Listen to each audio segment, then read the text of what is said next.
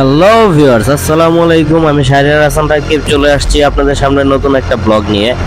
আজকে আমি আপনাদের দেখাবো ভোলার কার্নিভাল ক্রুজ। এই কার্নিভাল ক্রুজ নিয়ে অনেক আলোচনা হচ্ছে, কারণ ভোলার লাইনে এই প্রথমবার ঢাকা থেকে সরাসরি ভোলার উদ্দেশ্যে যাওয়া যাচ্ছে এবং সাথে গাড়িও যাচ্ছে। এই জিনিসটা খুব ইন্টারেস্টিং, তাই আমরা ভোলার উদ্দেশ্যে ভ্রমণ করি এবং সেটা কার্নিভাল ক্রুজে করে। কিভাবে এই ভ্রমণ করলাম, কেমন ছিল এই যাত্রা, সেটা আপনাদের সাথে শেয়ার করব এবং আরো জানাবো এই কার্নিভাল ক্রুজ সম্পর্কে বিস্তারিত, যা আপনাদের ভ্রমণে উপকারিতা আসতে পারে। তাই পুরো ভিডিও জুড়ে আমাদের সঙ্গে থাকুন এবং লাইক কমেন্ট শেয়ার করে পাশে থাকবেন। ভালো লাগলে অবশ্যই আপনার মতামত আমার কমেন্ট বক্সে জানাবেন, এতে করে আমি আরো ভিডিও বানানোর উৎসাহ পাবো।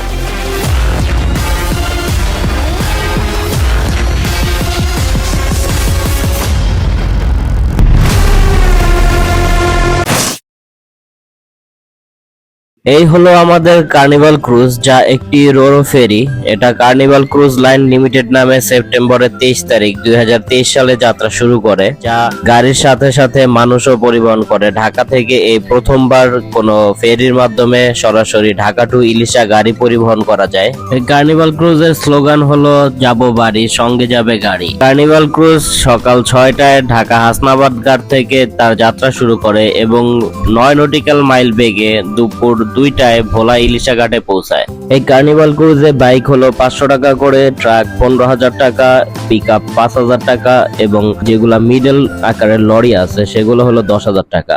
আসসালামু আলাইকুম, আমি শাহরিয়ার হাসান রাকিব। আমি এখন যাচ্ছি ভোলার উদ্দেশ্যে, ভোলা ইলিশায়। আমি আর আমার বন্ধু আশিক আছি আমার সাথে। আমরা এখানে যাইতেছি একটু ঘোরার জন্য। এটা হলো কার্নিভাল ওয়েব। আমরা কার্নিভাল ওয়েবে করে ভোলার উদ্দেশ্যে যাচ্ছি। এই প্রথম আমি আর কি এরকম একটা ভ্রমণ করতেছি। এই কার্নিভাল ওয়েবটা এই লাইনে নতুন, আগে ভোলা ইলিশার লাইনে এই জিনিসটা ছিল না। কার্নিভাল ওয়েবের একটা বিশেষত্ব হলো এখানে যে গাড়ি বহন করা যায় ফেরির মতো এবং যাত্রীও বহন করতে পারে। কার্নিভাল ওয়েবে যেরকম ফেরিতে গাড়ি চলাচল করে, ট্রাক, ব্যক্তিগত গাড়ি সবকিছুই যায়, কার্নিভাল ওয়েবটা ঠিক সেরকম। আর একটা স্পেশাল দিক হলো যাত্রীদের জন্য আলাদা কেবিন টাইপের কিছু স্লিপার বেড আছে এবং চেয়ার কোচ আছে, ডেক আছে। যেমন ডেকের ভাড়া হলো 200 টাকা, চেয়ারের ভাড়া 300 টাকা এবং স্লিপার বেডের ভাড়া 500 টাকা। স্লিপার বেডে একটা রুমে 4টা করে বেড আছে, পার পার্সন 500 টাকা করে। আপনারা যদি বেশি মানুষ হন তাহলে একটা রুম নিতে পারবেন 2,000 টাকায়। আর যদি সিঙ্গেল হন তাহলে আপনাকে বেডটা শেয়ার করতে হবে। কিন্তু বর্তমানে চাপ কম থাকায় আমি আর আমার বন্ধু আশিক একটা রুম পেয়ে গেছি আমাদের সুপারভাইজারের সহায়তায়। যদিও এরকম কোম্পানির কোনো নিয়ম নাই, কিন্তু আমাদের আর কি স্পেশালি একটু কনসিডার করছে। তো খুব ভালোই যাত্রা হচ্ছে আমাদের সঙ্গে থাকবে। ভিউয়ার্স, এটা হলো ভিআইপি কেবিন। এই ভিআইপি কেবিনের ভাড়া হলো 3,000 টাকা। এই ভিআইপি কেবিনের সোফা আছে এবং একটা মাস্টার বেড আছে। মাস্টার বেডে কমপক্ষে 2 জন ঘুমাইতে পারবেন এবং অ্যাটাচ বাথরুম আছে। ভিআইপি কেবিনটা খুব সুন্দর, এখানে খুব ডেকোরেশন করা, আবার 2টা পাখিও আছে দেখেন। কিন্তু একটা বিষয় হলো এখানে এসি নাই। আমার সামনে যে স্পেসটা দেখতে পাচ্ছেন এটা হলো সোফা। এই সোফার টিকিট হলো 300 টাকা করে। এখানে আপনি রিল্যাক্সে বসে আরাম করে শুয়ে শুয়েও যেতে পারবেন। সোফাগুলো মোটামুটি ভালো, কিন্তু অতটা উন্নত মানের না। এখানেও এসি নাই, শুধু ফ্যান আছে। হলো আমাদের সেই স্পেশাল যে স্লিপার বেড। এই স্লিপার বেড আমরা নিছি, এটা হলো পার পার্সন 500 টাকা করে। পরিবেশটা মোটামুটি ভালোই আছে। এই যে উপরে আরো বেড আছে দেখেন, এটার উপরে একটা, এই আমার একটা, তারপর এই যে পিছনেও আছে আর এই যে এখানে পার বেডে একটা করে ফ্যান আছে, চার্জার আছে, উপর লাইট আছে। এখানে থাকলে সুন্দর জানলা দেখেন, ভিউ দেখতে পাবেন। ওয়াও, যে লঞ্চটা যাইতেছে দেখছেন, ঢাকা ইলিশার লঞ্চ দেখছেন। এখান থেকে একটা সুন্দর একটা ভিউ আছে জানলা দিয়া। সেই মোটামুটি সবকিছু মিলে আমার কাছে ভালোই লাগছে। 500 টাকা হিসেবে রুমের আশেপাশে যে প্রাইভেসির জন্য পর্দা আছে, কিন্তু এটা কিন্তু আপনার আমাদের স্পেশালি দেওয়া হয়েছে পুরো রুমটা 2 জনের জন্য। কিন্তু এমনি কিন্তু আপনি এটা নিতে পারবেন না, কারণ এক বেডে আপনার রুমটা শেয়ার করে নিতে হবে। এখন আছি কার্নিভাল ওয়েবের যে মাস্টার, যে এই জাহাজ পরিচালনা করে, এখানে যে খুব পারদর্শী, যার নির্দেশনায় এই জাহাজ পরিচালনা করা হয়, তার সাথে আমরা এখন কিছু কথা বলবো। আপনার নাম এবং পরিচয়টা একটু বললেন। আসসালামু আলাইকুম, আমার নাম মোহাম্মদ কাউসার শেখ। আমি প্রথম শ্রেণীর master, in charge master, MB carnival web. আপনার এখানে যে যন্ত্রপাতি গুলো আছে, এই যন্ত্রপাতির কোনটার কি কাজ এবং নামগুলো যদি আমাদের একটু বলতেন আমাদের দর্শকদের। এটা হলো আপনার রাডার। এটার সাহায্যে আশেপাশে কোনো জাহাজ আছে কিনা, তার কোন জায়গায় অবস্থান তা দেখা যায়। এটা জিপিএস। এর সাহায্যে আমরা রুট যেমন বিমানেও আপনার জিপিএস আছে, বিমানও জিপিএস আছে। আর আপনার আমাদের এটাও জাহাজের জিপিএস আছে, একটা রুট ধরা আছে আমাদের। জি। এই রুটে আমাদের চ্যানেল এখান থেকে চলা লাগে। ওটা হলো ইকো সেন্টার, ওটার মাধ্যমে আপনার কত মিটার পানি আছে ওটা দেখতে পাবেন। নদীর আশেপাশে কত মিটার গভীরতা আছে। আমার যে স্থান চলতেছে ওখানে গভীরতা। জি। আর এই হলো এটা স্টেপ, এটা হলো বিএসএফ। হ্যাঁ এটা হলো আপনার এক জাহাজ থেকে অন্য জাহাজে সিগন্যাল পাঠায়। যোগাযোগের ব্যবস্থা। যোগাযোগ। যেমন আমরা অঙ্কিটকিতে কথা বলি, হ্যাঁ। সেম সিস্টেম আর কি, ওইটার সাথে একটু উন্নত এটা। ও আচ্ছা। অঙ্কিটকির ভিজিবিলিটি কম, এটা ফিজিবিলিটি বেশি। এটার ভিজিবিলিটি একটু বেশি। জি। আর এটার কাজটা কি? ওটা হলো আপনার টেলিগ্রাফ, হ্যাঁ। এর মাধ্যমে আমরা ইঞ্জিন কন্ট্রোল। আর ওটা কি ওইটা? ওটা আপনাদের ওই এই যে সাধারণত আমরা সব জাহাজে ওই টাইপের জিনিসই দেখতে পাই যেগুলোতে আর কি পরিচালনা করে হাইড্রোলিক। হাইড্রোলিক বক্স, সেটা জাহাজটা কন্ট্রোল করি হ্যাঁ। শুকানোর মাধ্যমে। শুকানোর সবকিছু ওর মধ্যে ওই যে হাইড্রোলিকের আপনার একটা টাঙ্কি থাকে, জি। ভিতরে যে ইলেকট্রিক লাইন গুলো আছে সব ওই বক্সের ভিতরে।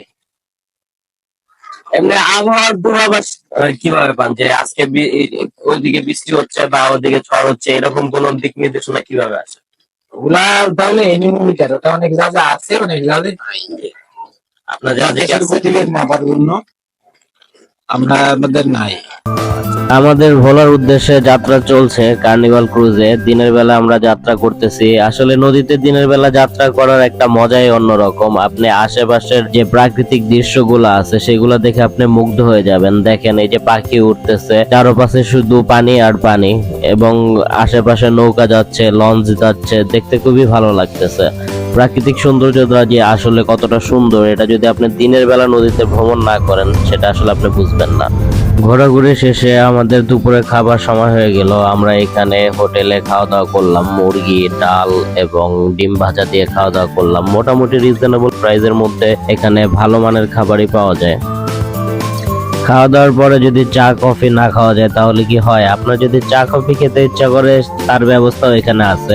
খাবার হোটেলের পাশেই কফি এবং চায়ের দোকান। আমি আর আশিক চা নিলাম। আমরা ভোলার মেঘনা নদীতে চলে আসছি। দেখেন মেঘনা নদীতে ঢোকার সাথে সাথে কি পরিমাণ ঢেউ হইতেছে। এই মেঘনা নদীর ঢেউ ঠেলাও যারা মাছ টাছ ধরে, মাছ ধরা টলার এগায় যেতেছে। দেখেন এই প্রচন্ড ঢেউয়ে তারা মাছ ধরতেছে। দেখেন জাল ফেলছে, সেটা আবার টানতেছে, তারা কোনো ভয় টয় পায় না। আমরা ঘাটে চলে আসছি। আরেকটা ফেরির কারণে নামতে সমস্যা হইতেছে, ওয়েট করতে হবে। আমরা ওয়েট করতেছি, আমাদের গাড়িগুলো নামানোর কোনো ব্যবস্থা হইতেছে না। এখানে ফেরি আগে ঘাটে ঢুকে আছে। এখন বলতেছি যে সামনের ওই বড় ফেরিটা, বড় যে সামনের ফেরিটা আছে ওইটা লোড হবে, বের হবে, তারপর এই গাড়িগুলো বের হইতে পারবে। এতক্ষণ আমাদের ওয়েট করতে হবে। প্রায় আরো 20 মিনিট আগে আমরা ঘাটে এসে পৌঁছেছি, কিন্তু এই ঘাট অবস্থাপনার কারণে এখন বের হওয়া যাচ্ছে না। ঘাটের এই দুরবস্থার কারণে আমাদের মতো আরো একজন ভুক্তভোগী আছে, আমরা এখন তার সাথে কথা বলবো। এদের আসলে নিজস্ব কোনো পণ্য না থাকার কারণে আমরা প্রতিবার ঢাকা থেকে আইসা এখানে এই যাত্রীরা সবসময় হয়রানি হই। এরা আইসা এখানে যে বিআইডব্লিউটি সরকারি তাদের পল্টন আছে, এই পল্টনের পিছনে ভিড়ে রাখে। ওদের পল্টন থেকে ওগুলো না সরানো পর্যন্ত 2 ঘন্টা 3 ঘন্টা যাওয়া হয় আমাদের এই বলাসরা আইসা এখানে দাঁড়া থাকে। এই যাত্রী হয়রানির কারণে আসলে এটা আসা যাওয়াটা আমাদের জন্য খুব কষ্টকর হয়ে যাচ্ছে। আমরা এটার একটা সমাধান চাচ্ছি, এইভাবে তো আর যাত্রী সেবা দেওয়া যাবে না। আচ্ছা, আমি পুরো ঘটনাটা সবাইকে একটু বলি। আমরা এখানে ঢাকা থেকে এই কার্নিভাল ওয়েবে করে সকাল 8টা বাজে রওনা দিছি। তো আমাদের এই কার্নিভাল ওয়েবে এখানে এসে পৌঁছাইছে প্রায় 1:30টা থেকে বা 1:20 এইরকম টাইমে, কিন্তু এখনো প্রায় আমরা 1 ঘন্টা যাবত এখানে আটকে আছে, কারণ সামনে একটা ফেরি আছে। এই ফেরিটার কারণে এখানে যে আমরা যে কার্নিভাল ওয়েবে আসছি এটা ফেরানো যাচ্ছে না ঘাটে। তো এখানে অনেক গাড়ি আটকে আছে, যার মানুষের খুব ভোগান্তি হচ্ছে, কারণ ওদের নিজস্ব কোনো ঘাট না থাকার কারণে এখানে ফেরি আছে। এখন ওইটা ভরবে, তারপর যাবে, তারপর এই গাড়িগুলো নামতে পারবে। এটা মানুষের জন্য খুবই একটা ভোগান্তি।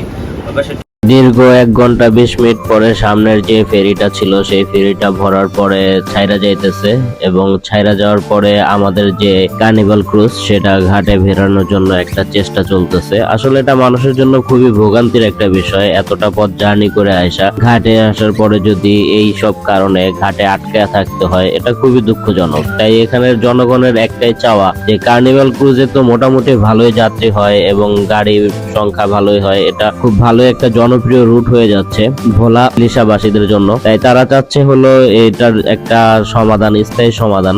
এর জন্য স্থায়ী সমাধানের জন্য অবশ্যই কার্নিভাল ক্রুজের একটা নিজস্ব পল্টন দরকার, যেরকম ঢাকার হাসনাবাদে আছে। ভোলা ইলিশা ঘাটেও যদি এরকম একটা পার্মানেন্ট পল্টন হয় তাহলে যাত্রীদের জন্য খুবই সুবিধা হয় এবং এদের সেবার মান আরো বৃদ্ধি করা দরকার। আগের যে কার্নিভাল ক্রুজ ছিল সেই কার্নিভাল ক্রুজটা কিছু জটিলতার কারণে আপাতত বন্ধ আছে। তারা কার্নিভাল ওয়েব দিয়ে সার্ভিস দিচ্ছে। আমরা আশা করব যে কার্নিভাল ক্রুজ লাইন কোম্পানি লিমিটেডের কর্তৃপক্ষ আছে তারা অবশ্যই এটা দ্রুত সমাধান করবে এবং আগের কার্নিভাল ক্রুজটাকে এখানে লাইনে আনার একটা ব্যবস্থা করুন অতি দ্রুত। এটা আমাদের জনগণের চাওয়া। আমরা আরো ভালো সেবা পেতে চাই। সবাইকে ধন্যবাদ।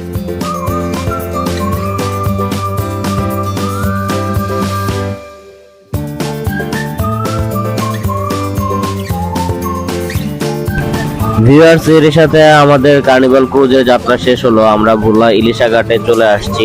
আমার ব্লগটা কেমন হলো এবং কতটা ইনফরমেটিভ হলো এটা জানিয়ে অবশ্যই কমেন্ট করবেন। যদি ভালো লাগে তাহলে বেশি বেশি লাইক, কমেন্ট, শেয়ার করবেন, এতে করে আমি আরো উৎসাহ পাবো। সবাই ভালো থাকবেন। দেখা হবে নতুন কোনো জায়গায়, নতুন কোনো ব্লগে। ধন্যবাদ সবাইকে।